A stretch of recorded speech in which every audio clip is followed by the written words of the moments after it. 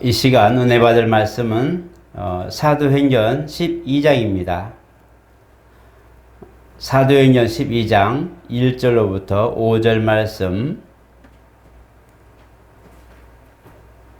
우리 천천히 교독하겠습니다.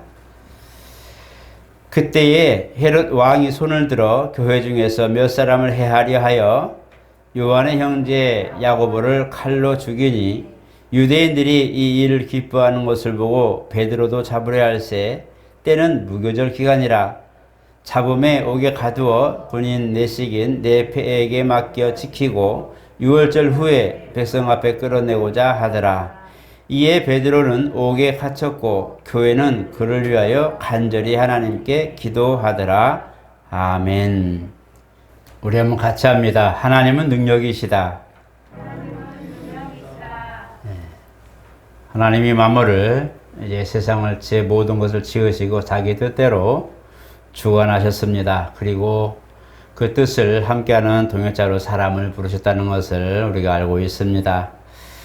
이 모든 것들을 이루는 모든 과정은 그리스도의 십자가 공로 안에서 완성이 되고 또 그 다음에 하나님의 뜻을 이루고자 하는 성도들 가운데에도 그 은혜로 믿음으로 하나님과 함께 그 뜻을 성취해가는 과정 중에 있습니다. 우리가 이런 것을 보게 되면서 하나님이 우리와 함께 밀접한 관계와 그 다음에 그리스도 안에서 연결된 전목점이 되기도 하고 그 다음에 하나님의 뜻을 그리스도 안에서 우리에게 나타내셨고 우리가 또 그리스도의 모든 행적을 통하여 하나님의 뜻을 알게 되는데 이것이 신앙생활이고 순종의 생활이고 바로 교회 안에서 공동체적 그런 생활이 되겠습니다. 교회는 믿음의 반석 위에 세운 그러한 이제 근거와 또 하나님의 놀라운 은혜를 부어주시는 장소이기 때문에 믿음을 가진 성도는 교회 안에서 같이 은혜를 나누고 또 이로부터 내려지는 생명의 꼴을 먹기도 합니다. 그래서 교회는 하나님을 소개하고 또 하나님 말씀을 풀어서 전달하기도 하고 또 교회가 그리스도의 직무를 잘 감당해서 하나님의 영광, 그리스도의 몸을 이루는데 아름다운 열매를 맺게 하십니다. 그래서 교회를 하나님이 지키시고 교회를 피로 사셨다고 말씀하기도 하고 교회를 마지막에 바로 예비된 신부라고 말씀하기도 했습니다.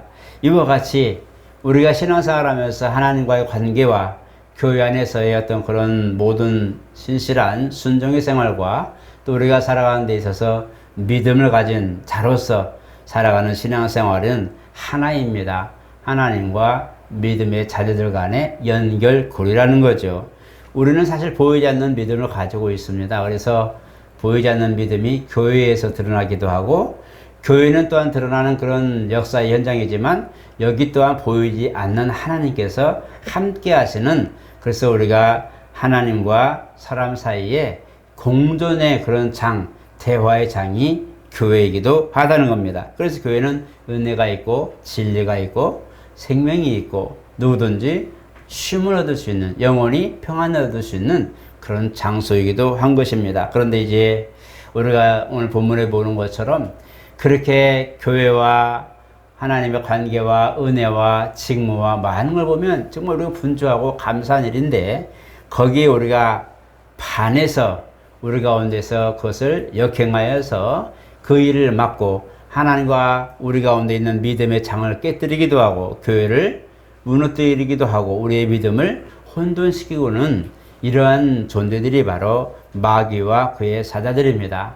물론 우리가 신앙생활하면서 그런 영적 싸움이나 아니면 유혹이나 시험이나 이런 것들이 없으면 아마 승승장구하겠죠.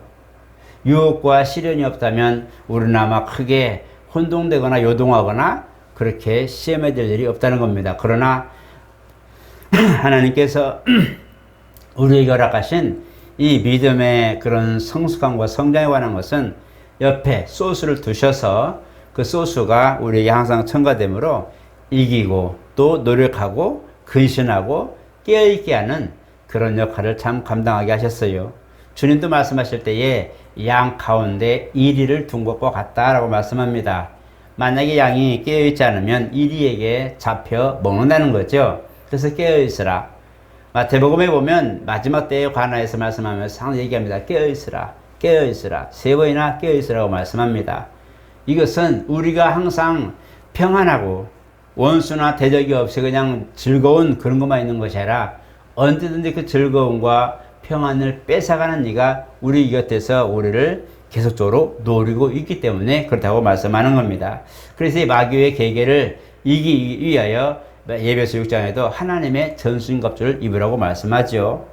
우리가 이걸 보게 되면 주님도 이미 우리에게 은혜와 긍휼을 주셨지만 그것을 빼앗는 이들로부터 보호할 수 있는 단서를 허락하셨다는 거예요. 야고보 4장에도 말씀했고 5장에도 그러는데 마귀를 대적하라고 말합니다. 우리가 싸워서 이길 수 있는 그런 것은 없어요. 힘은 없어요. 그러나 예수 이름으로 그를 물리친다는 거예요. 그거를 우리가 죽일 수도 없지만 그러나 그 마귀를 대적하라 그리하면 너희를 피한다고 말합니다. 그 단서는 이미 예수께서 우리에게 십자가 대속에서 부활이라고 하는 승리의 그런 놀라운 단서를 주셨기 때문에 믿음을 가지니 그 승리자의 신앙을 갖고 따르는 이들은 이와 같이 마귀를 대적하여 이길 수 있는 힘을 준다는 거예요. 마귀도 예수의 십자가 대속의 승리를 가진 공로를 가진 이들을 보게 되면 피한다는 거예요. 이길 수가 없기 때문에 힘은 있지만 능력은 있지만 그 권세를 이길 수 없기 때문에 피한다는 거예요. 그래서 말씀하고 하나님을 가까이 하라 그러면 너희를 가까이 한다고 말씀합니다. 하나님은 언제든지 우리를 부르실 때에 응답하고 우리가 또한 하나님 앞에 부르짖을 때에 주님은 우리에게 내가 여기 있다 하겠다고 말씀하고 있어요. 단지 우리가 알 것은 드러나지 않는 그런 원흉과 드러난 사건에 관하여 이 부분을 우리가 연결고리가 신약과 구약이라는 거예요. 우리가 오늘날 교회가 핍박을 받고 성도들의 신앙이 위협을 받는 이런 사건들을 보면 맨날 이랬지 뭐 옛날에도 그리고 지금도 그렇지 뭐 라고 말하는데 우리가 조금 구분을 좀 해야 됩니다. 여러분 실현적인 것이나 시험적인 것이나 환경적 유혹이나 문제가 있을 때에 이것은 보이는 현실적 문제입니다. 그리고 보이지 않는 이 마음속에 있는 번민과 괴로움과 고민들 그 다음에 이것을 적용하고 미혹하고 있는 악한 영들에 대한 부분들을 구분할 줄 알아야 된다는 거예요. 구약에는 분명히 이제 마귀와 그의 사자들이라는 말이 거의 없습니다. 그리고 대적하는 자가 마귀다, 대적하는 자가 더러운 귀신들이다 이런 말이 없어요. 구약에는 보면 죄를 지은 인간들 사이에 죄를 가지고 다루었다는 거예요. 창세기 3장에 선악과를 따먹으로 말미암아 하나님의 말씀에 불순종한 아담과 하와 이 쫓겨나고 그 다음에 이제는 희생을 통하여 하나님께 나아갈 수밖에 없었던 이 상황인데 베드로전서 1장에 보니까 누구든지 진 자는 이긴 자의 종이라는 거예요. 그래서 분명히 뒤에 역사하는 것들이 마귀와 그의 원흉들인 것은 아는데 문제는 주님도 그 부분에 대하여는 말하지 않았어요. 왜 그랬을까요? 이미 인간 하나님의 사랑에 놀라운 대상인 인간이 하나님 말씀을 불순종하여 죄가 드러났을 때에 하나님 앞에 드러난 죄 문제를 가지고 원수는 그걸 가지고 드러내민단 말이에요. 하나님 앞에 나아갈 때마다 이 사람의 죄, 이것은 저 사람의 죄요, 이것은 이 사람이 실수한 거요, 저 사람은 하나님 율법을 어긴 거요 라고 하는 자기는 드러내지 않으려고 실수하고 있는 허물밖에 나타나지 않는 사람, 인간을 앞에 내세워서 이 사람의 죄입니다. 이거는 이 사람의 죄입니다라고 정죄하죠. 그래서 구약에는 마귀야 네가 그랬구나 하고 너 이리 와봐 하고 이런 말을 한 것이 아니라 네가 이런 죄를 저질렀구나 이리 와라 속죄해라 아니면 뭐 해라라고 율법을 가지고 율법 중심의 삶을 살게 했어요. 그래서 죄가 인간 사이에 마치 어떤 본인이 지은 것과 지옥 갈 문제들과 많은 것들이 사람의 허물과 실수 때문인 것처럼 율법은 사람의 행실에 대하여 죄를 정했단 말이에요. 그렇기 때문에 원흉은 드러나지 않고 사람의 행실만 나타난단 말이에요. 그래서 하나님께서 사람을 보실 때에 너는 일주일 동안 근신해라, 너는 금식해라, 너는 속죄해라 라고 계속적으로 말씀합니다.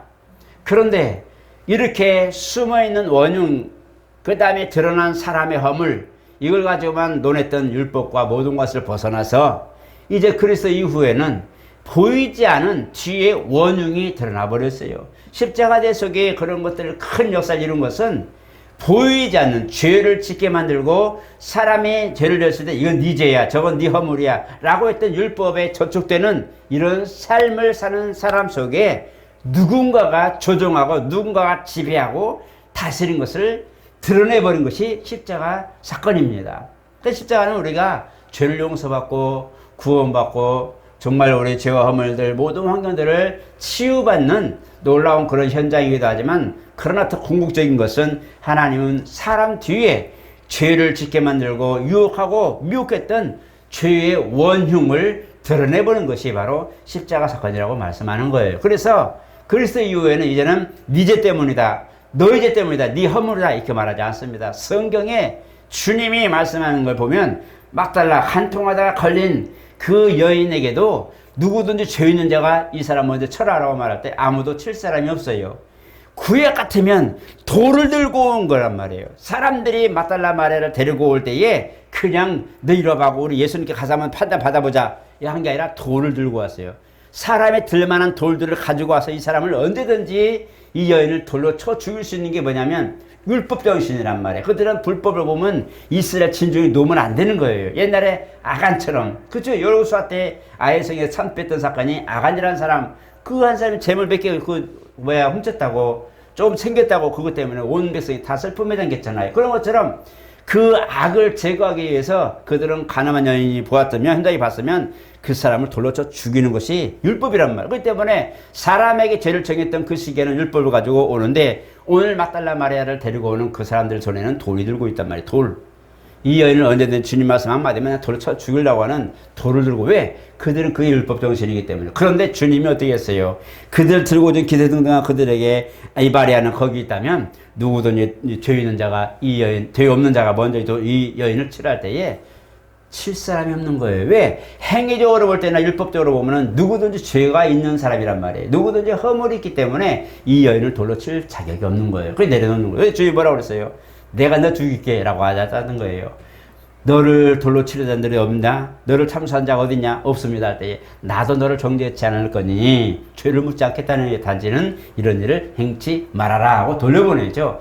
주님이 원하신 것은 사람의 허물과 상황과 죄의 문제를 다룬 것이 아니라 뒤에 역사하고 있는 죄의 원인을 잡으려고 했기 때문에 그 원인을 드러내기 위해서 십자가에 달리신 거예요. 그래서 뭐라고 해서 요한복음에 내가 이제 좀 있으면 내가 뭐해서 들린다. 그리고 좀 있으면 여기 세상 임금이 올 거야. 그리고 내가 이제는 그 세상의 심판이 이르렀으니 내가 이제 십자가 달리면 세상은 심판할 것이라고 말씀하고 있어요. 이런 모든 그런 예언된 그런 말씀들을 보면서 주님은 사람에게 죄를 정하고 사람에게 어떤 포커스를 두어서 그 사람이 죄가 있나 없나 보는 것이 아니라, 율법주의적으로 보는 것이 아니라 이제는 그런 사람들을 놓아주고 자유케 하고 그 뒤에서 역사하고 미혹했던 원인, 죄의 원인은 마귀와 그의 모든 사자들을 멸하려고 하는 이 놀라운 탄서가 십자가 사건이란 말이에요. 그래서 오늘날에는 죄 때문에 죽는다라고 하는 것보다 우리가 믿지 않기 때문에 죽는다고 말합니다.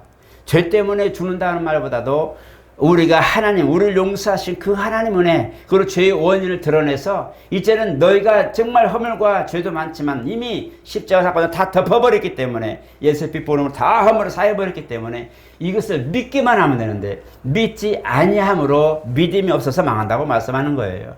이 세상은 믿음이 없어서 망한다는 거예요. 이제는 믿음. 그래서 죄 때문이다, 우리 허물 때문이다 이거보다도 우리가 그 모든 것을 속죄하시고 영원한 그런 죄의 원인까지 제거버린, 뒤에 끌려오는 모든 죄의 점들을 잘라버리고 자유하게 한 이것을 인정하지 않는 이 사람이, 이 문제가 우리에게는 하나님 앞에 걸림돌이란 말이에요. 그래서 오늘날 마귀와 그의 사자들을 이렇게 말씀할 때에 우리에게는 대적하라는 거예요.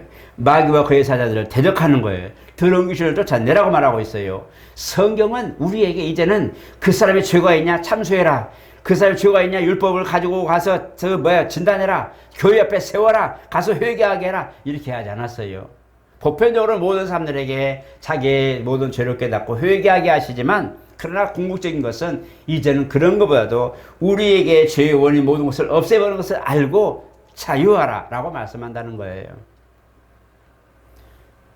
이것이 우리에게 복음이고, 현실적으로 가시적으로 드러난 문제들, 고민들, 많은 어려움들이 있지만 이것은 현실적인 거예요. 사람들은 아직도 그 눈이 씻어지지 않았기 때문에 사람을 보면서 흠을 보고 판단하고 상황 보고 얘기한단 말이에요. 이게 사람이란 말이에요. 왜? 우리는 아직 율법주의에, 율법 정신에 젖어 있기 때문에 죄를 지으면은 대가를 받아야지. 안 그런가요? 우리 뭔 일 있으면 아이고 미안합니다 라고 말하는 것은 우리가 윤리와 도덕 속에 있어요. 언제든지 우리 있어요. 그러나 법안에서 생명을 살리는, 이 생명을 살리고 죽이는 법안에서는 우리가 사람의 행실을 보는 것이 아니라 그 안에 있는 믿음을 본다고 말씀하는 거예요. 행실은 우리가 보는 거예요. 허물도 우리가 볼 수 있는 안목이에요. 그러나 그 믿음은 주님이 보시는 거예요. 주님이 보시고 인정하겠다는 거예요. 주님이 함께 하겠다는데, 주님이 그것을 용납하겠다는데, 그것을 주님이 넘어가 주겠다는데 누가 뭐라 할 수 있어요? 그것을 우리가 가지고 용기를 내야 됩니다. 우리는 육체의 질병과 이런 것만이 원수의 장난이라고 보면 안 돼요. 환경적인 것도 똑같아요. 우리 살아가는 모든 전반에 걸쳐서 원수는 항상 어느 것이든지 우리에게 치고 들어올 수 있다는 거예요. 더러는 핍박하고 더러는 죽이기도 한다고 그랬어요. 오죽하면 계시록에 별들의 3분의 1이 떨어진다고 했을까요? 믿는 사람 중이라고 말한다면, 해석한다면 믿는 사람의 바로 30%가 떨어진다는 거예요. 주의 용도를 보기도 하지만 여러 가지 해석이 있지만, 그러나 우리가 보편적으로 편해서 있게 본다면 성도들이 마지막 때는 100명이라면 30명은 추풍낙엽처럼 떨어진다는 거예요. 왜 그랬을까요? 우리가 보는 이 모든 식견, 우리가 보는 이 안목, 시각이 율법주의에 매여버리기 때문에, 세상에 사는 법에 매였기 때문에 사람이 보이는 거죠. 주님이 보는 시각을 가진다면 믿음을 볼 겁니다. 그 사람에게 믿음이 있었는가? 정말 그 사람에게 그런 하나님을 신앙하는 신앙이 있었는가? 라고 볼 겁니다. 그렇다면 환경과 상황과 많은 그 육체적 연약함이 있을지라도 믿음으로 나아간다면 주님은 능히 그것을 돕고도 낳는다는 거예요. 그것을 도우시려고 주님이 십자가 달리셨고, 그것을 해결하려고 주님이 십자가 달리신 거예요. 가끔 저도 그 생각을 해요. 이것은 내 실수니까, 저것은 내가 안 한 건데도 이런 문제에 대해서 이건 핍박이야. 이것은 주님, 이건 반드시 해결해 주세요 라고 기도하기도, 어떨 때는 이건 내가 실수해서 하고 내가 원해서 한 거니까 하나님 이런 거는 그냥 조용히 지나가게 해주세요 라고 할 때가 있단 말이에요. 우리가 우리 자신의 실수를 인정할 때는 죄송합니다 하고 우리가 막 해결하죠. 옆에 사람 구두를 깔끔히 닦았는데 그런데 우리가 발로 확 밟으면 어떻게 돼요? 아이고 죄송합니다 하고 닦아드릴까요? 막 그러기도 하죠. 뭔가 상대적으로 그런 것을 발견하면 우리가 아 그래요, 대가를 우리가 치르죠. 하나님은 그런 것은 하나님 잠깐 계세요. 우리 일은 우리가 해결하고 할 수 없는 건 주님이 하세요 라고 맡기는 것이 우리 신앙생활처럼 거예요. 그런데 여러분 자세히 보면 우리의 허물과 죄악이라고 그랬어요. 우리가 실수하는 모든 것 가히도 주님이 뻔히 보고 계시죠. 내가 뻔히 주님 눈치 실실 보면서 도망가는 이 모습, 여러분 주님 모르실까요? 주님이 뻔히 보고 있는데 알지만 주님 아시지요? 예, 알아요. 하지만 나는 뭐예요? 눈치를 살살 보면서 주님 나 안 볼 때 옆에 가서 뭐 하고 있을 때 얼른 튀어나가죠. 우리도 그래 얍삽하게 도망가죠. 그런 것처럼 우리도 우리 스스로가 잘못해서 범하는 그런 것들이 많다면 이거 허물이란 말이에요. 그것도 주님이 보고 계시는, 그것도 인정하시겠다는 거예요. 그것도 도와주시겠다는 거예요. 그렇기 때문에 기도할 때에 하나님, 내가 할 수 없었던 모든 문제뿐만 아니라 내가 혹시라도 알면서도 뻔히 알지만 일부러 하나님 속인 것도 용서해 주시고 도와주세요라고 기도해야 됩니다. 내가 무능해서 때로는 나태해서 게을러서 아니면 힘이 없어서 아니면 정말 내가 많은 때로는 하기 싫어서 이렇게 눈치 보면서 지나갔던 것들도 주님 용서해 주시고 다시 한번 힘을 얻어서 갈 수 있게 해주세요라고 기도할 줄 알아야 됩니다. 기도는 제한이 없어요. 내가 할 수 없는 것만 하는 것이 아니라 우리가 때로는 우리 스스로가 지어놓은 그런 모든 것들도 맡기고 기도하는 것이 옳습니다. 그래서 이것을 여러분들 아셔서 원수에게 책잡이지 않고 원수에게 율법적으로 당하지 않고 이길 수 있는 것은 믿음이라는 거예요. 자유한 믿음. 그리스도 안에서 십자가 되시기위해서 죽으시고 부활하신 승리자를 따르는 그 믿음이 있기 때문에 원수, 마귀를 대적하면 마귀가 피한다고 말씀하고 있고, 그 다음 우리의 허물 모든 것들도 이미 사함을 입었다는 거예요. 용서를 받았기 때문에 우리가 무엇을 했을 때 실수하고 뻔히 알면서도 우리가 죄송해요 하고 가는 그런 거지만 주님은 그것마저도 용납하시고 알아서 라고 하신다는 거예요. 그래서 여러분 주님은 맡기는 것이 기도 생활이에요. 삶을 맡기고 신앙을 맡기고 우리 영혼을 맡기는 것이 기도라는 생활이란 말이에요. 기도가 없으면 주님도 마가복음 9장에 할 수 있거든요. 무슨 말이냐? 바로 믿는 자들에게 능치 못할 일이 없다고 말씀하셨을 때에 제자들에게서 왜 우리는 못 쫓아냈어요? 라고 할 때 기도 외에는, 어떤 성경에는 기도와 금식 외에는 하나님을 의지하고 하나님의 전적 도움으로만 하려고 하는 의지가 없다는 거예요. 하나님을 믿는 믿음이 없어서 이런 일이 나타나지 않는다고 말씀한다는 거예요. 기도는 믿어야 할 수 있는 거예요. 여러분 믿지 않는 사람한테 하나님 아버지라고 해보세요. 어색해서 못해요. 여러분 친구 아버지한테 아버지라고 불러보신 분 계신가요? 물론 자연스럽게 하기도 하죠. 우리 후에 우리 형제들이나 이제 누나들이나 많은 이제 형제들이 있을 때에 누나가 없으면요, 딴 사람 누나 부르기 되게 어려워요. 왜? 안 불러봤기 때문에. 그런 것처럼 우리가 하나님 앞에 나아가서 하나님 앞에 이제 기도하는 것은요, 그분을 인정하기 때문에 주여 나를 도우소서라고 기도할 수 있는 거예요. 그래서 믿음이 필요한 거예요. 믿음이 없이는 하나님을 기쁘게 할 수 없어요. 믿음이 없으면 원수의 계계를 이길 수가 없어요. 믿음이 없으면 미혹과 유혹을 분별하거나 이것을 이겨서 예수 이름으로 명령해서 물리칠 수가 없다는 거예요. 그 믿음의 첫 번째 단서요. 믿음 있는 사람이 연약함을 알기에 주여 이것도 도와주시옵소서, 저것도 도와주시옵소서, 내 삶에 필요한 모든 것들도 도와주시옵소서라고 기도하는 거예요. 기도하는 사람은 믿음이 지금 증거되고 있는 겁니다. 여러분 기도하는 거 쉽지 않습니다. 예배 처음에 목사님께서 이제 사회 보시면서 다 이제 주님한테 기원하시고, 맞으면 두 번째 뭐예요? 주기도문 하시죠. 주님이 가르쳐 준 기도를 하는 거예요. 하늘에 계신 우리 아버지요.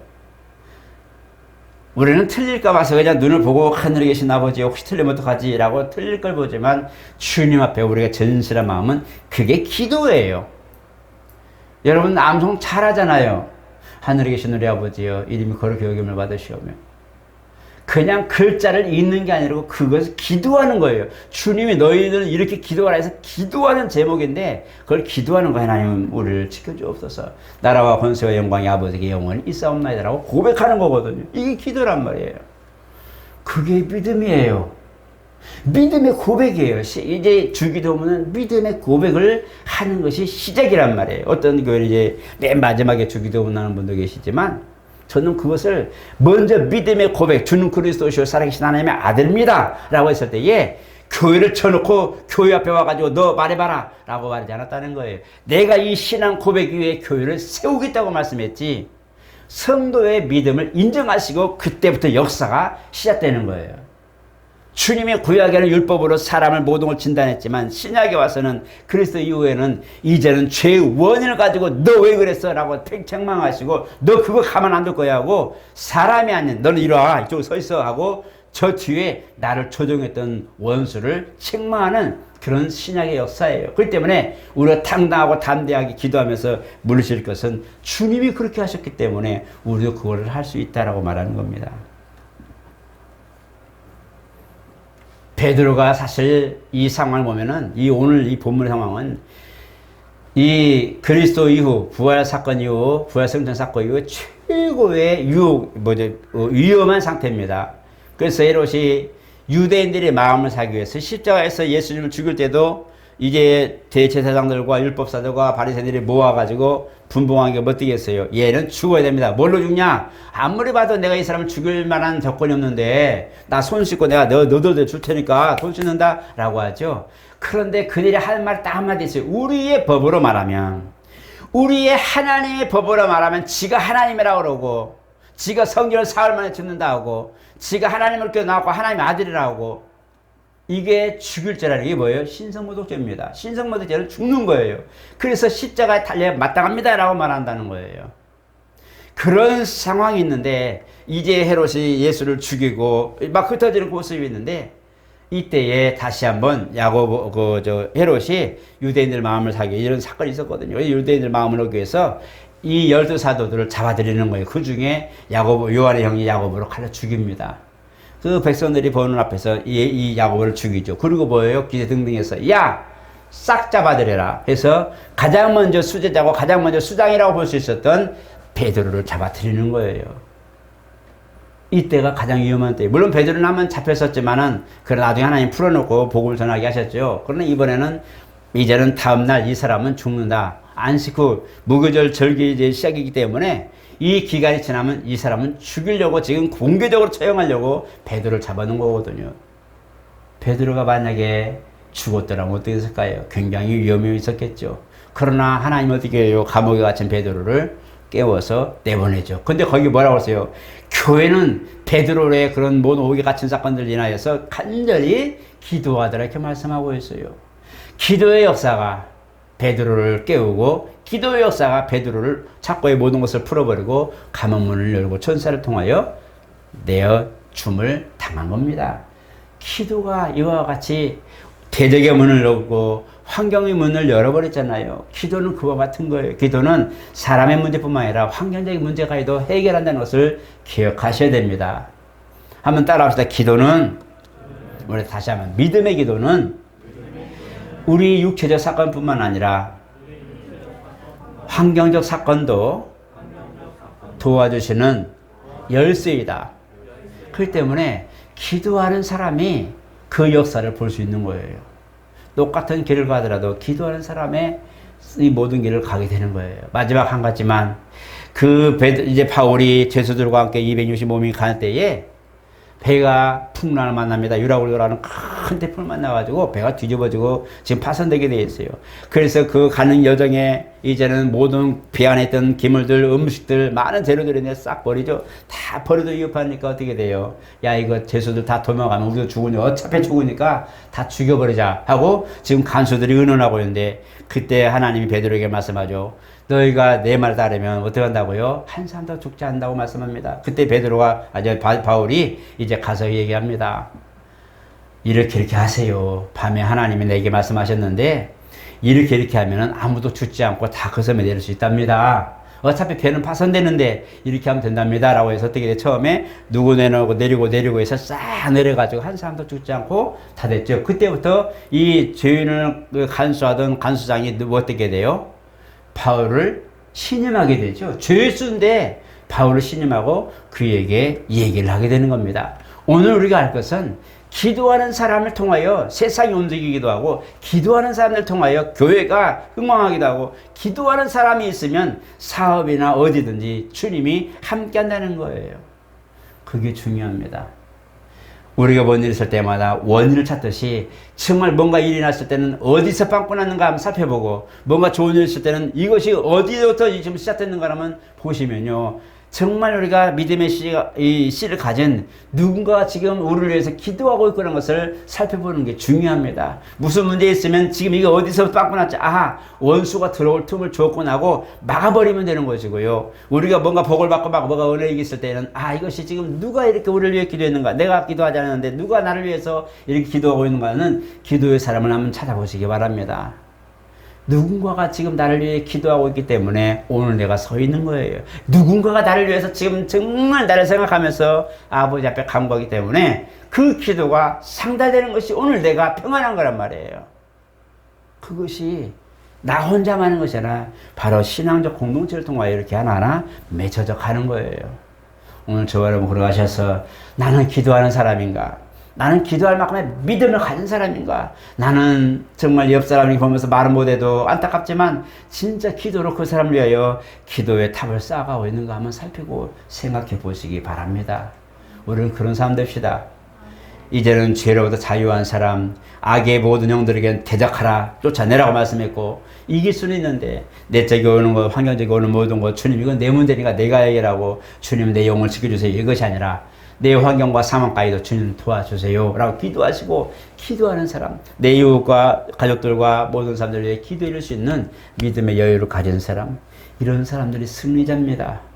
그런 사람은 꼬지지에도 화장 많이 못했어도, 때로는 정말 수염을 못 깎았어도 정말 기도하고 기도해서 그런 사람의 진짜 기도의 능력이 있는 사람이란 말이에요. 그걸 여러분들 아셔서 나는 세상적을 보는, 율법적으로 보는 시각적 신앙을 가진 사람인가? 아니면 믿음 안에서 정말 하나님의 은혜를 구하는 믿음 안에서 기도하면서 그들의 역사를 보는 사람인가? 한번 보셔서 하나님 내게도 그런 믿음의 안목, 믿음의 사랑, 믿음의 기도를 할 수 있는 신앙이 내게 있게 하옵소서. 기도하는, 또 깨어 기도하는 귀한 성도들이 되시기를 예수 이름으로 축복합니다. 거룩하신 하나님 감사합니다. 오늘 베드로는 사실 이제 하룻밤만 지나면 죽을 사람입니다. 이미 한 형제가 갔습니다. 잡혀 죽었는데 많은 사람들이 기세등등해서 다 잡아 죽이려고 합니다. 심지어는 사울이라고 하는 사람은 다메섹으로 올라가며 많은 예수 믿는 사람들과 교회를 파헤치려고 지금 권세를 얻어서 갑니다. 이런 시기에, 절망적 시기에 교회는 기도합니다. 정말 갇힌 사도들에게 밤새 기도하며 몸부림치는데 주님이 그 모든 것들을 밤중에 응답하사 베드로가 이제 옥에서 벗어나고 그가 교회 앞에 문 이르렀을 때에서야 교회가 하나님이 도우셨다는 것을 보며 영광을 돌립니다. 우리 하나님, 우리는 기도합니다. 믿음 있게 기도하기도 하고 간구하기도 하고 염려하기도 합니다. 아직은 응답이 우리에게 오지 않아서 우리는 염려하고 기대하고 기다리고 있지만 문 앞에 이르는 이 베드로를 보며 로데라는 여자아이가 교회 말했을 때에 정말 하나님 함께 했다고 간증하며 고백하며 감사했던 것처럼 우리도 하나님의 역사를 보고 그 응답을 내 손에 쥐어지고 환경 속에 이루어짐으로 아버지께서 하셨다고 하는 간증의 역사가 있게 도와주시옵소서. 믿음의 기도는 병든 사람을 낫게 한다고 말씀했사오니 믿음의 기도가 우리 가운데 있게 도와주시고 이웃을 향하여 환경이나 상황이나 육체적 감이 있는 이들을 위하여 같이 간절히 기도할 때에 역사하시고 그들의 눈에 그들의 치유하심과 부어주심과 복되게 하심을 보게 하여 주시옵소서. 예수 이름으로 축복하며 기도드리옵나이다. 아멘.